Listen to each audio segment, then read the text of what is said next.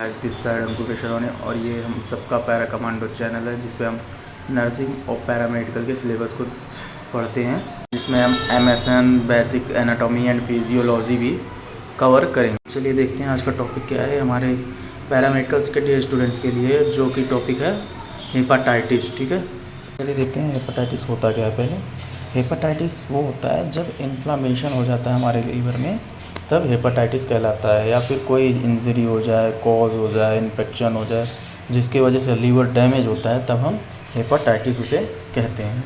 Definition: hepatitis is inflammation of the liver.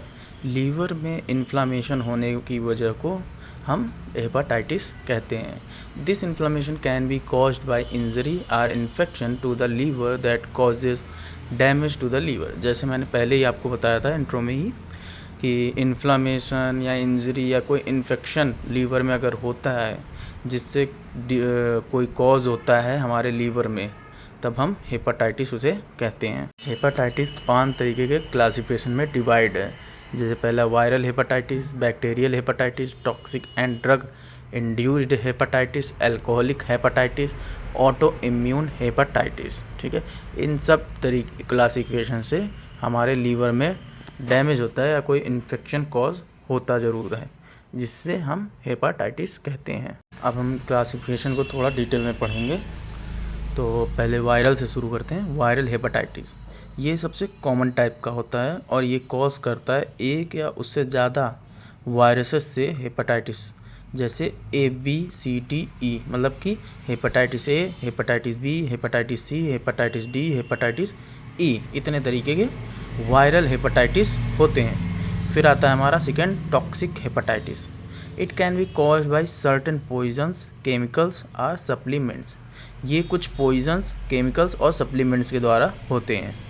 Alcoholic hepatitis, it is caused by heavy alcohol use. Alcoholic hepatitis तब होता है जब हम बहुत ज़्यादा अल्कोहल की यूज़ करते हैं, तो हमारे लीवर में इन्फेक्शन होने के चांसेस होते हैं, जिससे हम अल्कोहलिक हेपाटाइटिस कहते हैं।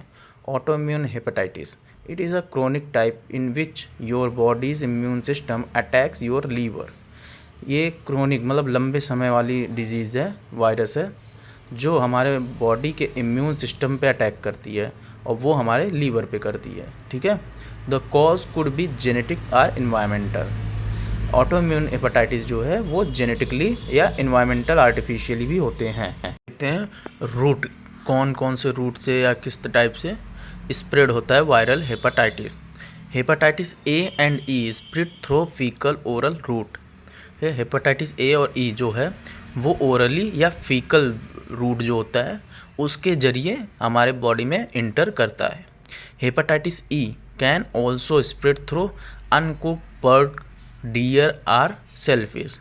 हेपाटाइटिस E जो है वो स्प्रेड होता है, मतलब फैलता है, अनकुक्ड फूड अगर हम खाते हैं या मांस या नॉनवेज खाते हैं अनकुक्ड जो हो, या सी फूड, सेलफिश, ये चीज़ें खाते हैं, तो इससे हेपाटाइटिस E होने के चांसेस होता है। Hepatitis B, C, D is spread through unprotected sex, blood parental route. Hepatitis B और C और D जो है वो स्प्रेड होता है अगर हम अनप्रोटेक्टेड सेक्स करते हैं, ओरल सेक्स करते हैं, या ब्लड पैरेंटल रूट यानी कि इंट्रावेनस, इंट्रामस्कुलर, इन चीज़ों को अगर हमारे बॉडी के कांटेक्ट में आते हैं ये पैरेंटल रूट टाइप इंजेक्शंस वगैरह, तो होने के चांसेस होते हैं। कौन से? हेपाटाइटिस B, C और D। इसके हम कॉमन से साइन एंड सिम्टम देखते हैं। तो पहला है फीवर, कॉमन सा है। फटीग कॉमन है हमारा, थकावट मतलब लॉस ऑफ एपेटाइट, भूख नहीं लगता है। Nausea and vomiting, abdominal pain, dark urine मतलब जब हम पेशाब करते हैं तो उसमें डार्क येलो यूरिन आते हैं, तो वो भी है साइन हमारा। Great coloured bowel movement, joint pain होंगे, जॉइंटिस हो जाएगा, स्किन में रैसेस आएगा, मतलब रेड से दाने टाइप के हो जाएंगे या स्क्रैचेस पड़ जाएंगे। कन्फ्यूज़न यानी कोई भी मेंटली तरीके से कोई भी डील नहीं कर पाएगा, यानी कि कोई भी डिसीज़न नहीं ले पाएगा, हमेशा कन्फ्यूज़न रहेगा उस बंदे को। हेपाटाइटिस के इंक्यूबेशन पीरियड देखते हैं। ठीक है, इंक्यूबेशन पीरियड इसके कितने होते हैं? 2 to 6 मंथ के इंक्यूबेशन पीरियड होते हैं एक्यूट हेपाटाइटिस के। ठीक है। Chronic infection person can be symptomatic and may show symptoms until many years later. Chronic infection जो होता है वो इनसिम्टोमेटिक होता है, जिसके कोई सिम्टम्स नहीं होते कई सालों तक, ये बहुत सालों तक एक्टिव नहीं रहते हैं, ठीक है। इसका मतलब ये है। फिर इसके कॉम्प्लिकेशंस कुछ होते हैं, जैसे liver cirrhosis, liver failure, liver cancer, ठीक है। हम हेपेटाइटिस को और डिटेल में पढ़ते हैं, हमारे क्लासिफिकेशन को और डिटेल में एक्सप्लेन करते हैं। तो शुरू करते हैं सबसे पहले हेपेटाइटिस ए से। हेपेटाइटिस ए में सबसे पहले हम देखेंगे रूट। हेपेटाइटिस के रूट क्या होते हैं? तो इसका रूट होता है कॉन्टामिनेटेड वाटर एंड फूड, जिससे स्प्रेड होता है ये, ठीक है। अफेक्ट्स मेनली इन चिल्ड्रन, ये ज़्यादातर बच्चों में देखने को मिलता है। इन्फेक्शन टाइप ये क्या, कौन से टाइप से फैलता है? एक्यूट टाइप का, ठीक है। और इसका इंक्यूबेशन पीरियड होता है 2 to 6 week. Hepatitis A virus is single stranded hepatitis A antigen is secreted in stool, यानी कि हेपेटाइटिस ए जो है उसके एंटीजन, यानी कि हम जब स्टूल टेस्ट करेंगे तो उसके स्टूल में, ठीक है, पेशेंट के स्टूल में कुछ एंटीजन हेपेटाइटिस ए के देखने को मिलते हैं, जिससे हम कंफर्म करते हैं कि यह हेपेटाइटिस ए है, ठीक है। इसमें ट्रीटमेंट क्या हम देते हैं पेशेंट को?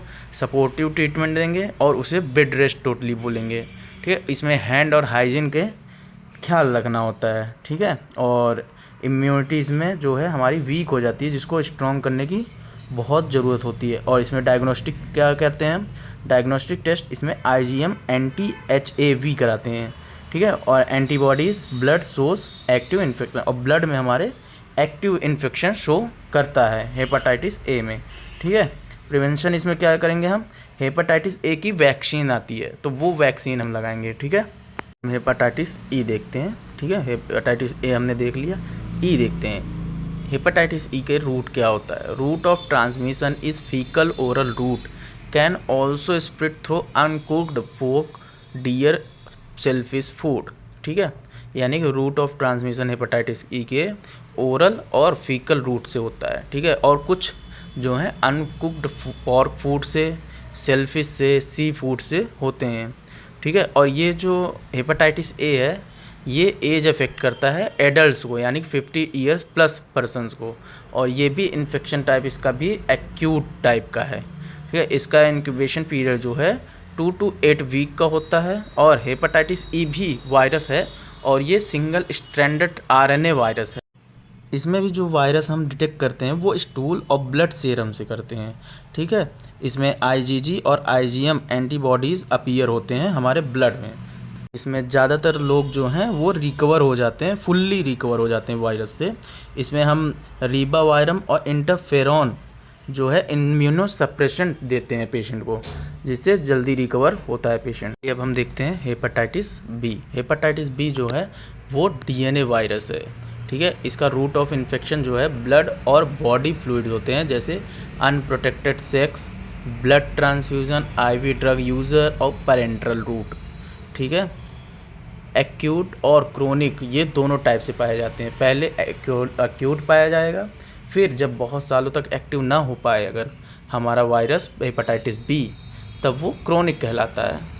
क्रोनिक यूजुअली कोई सिम्टम उसके नहीं रहते, जैसे मैंने पहले भी बताया क्रोनिक में बहुत देर में सिम्टम आते हैं, सालों बाद, ठीक है।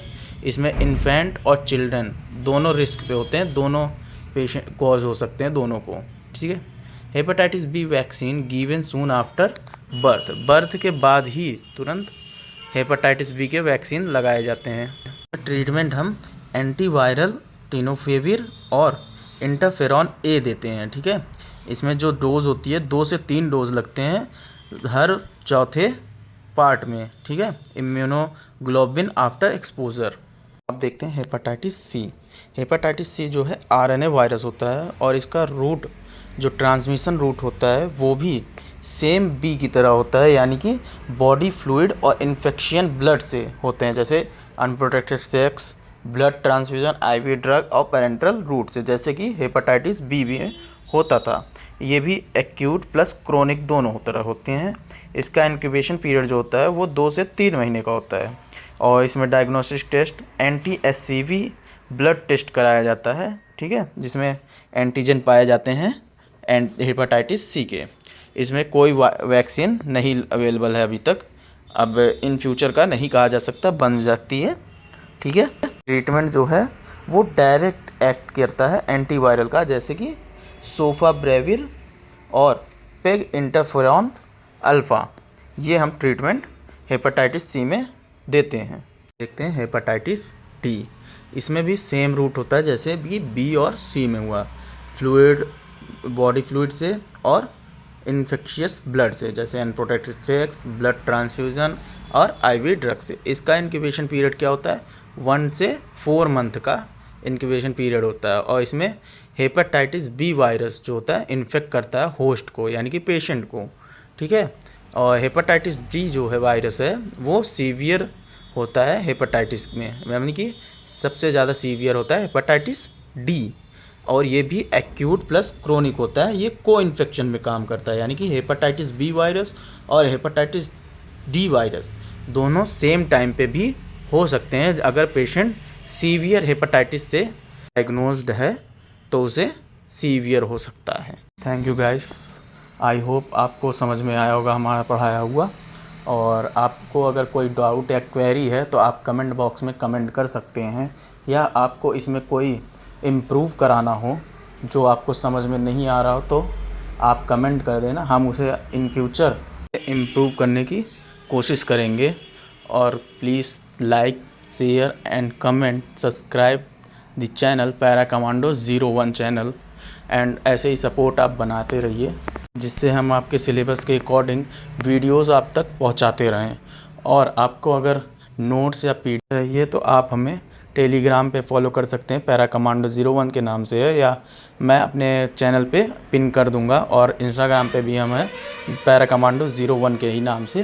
प्लीज़ फॉलो करो guys, please subscribe the channel. Thank you guys, bye bye.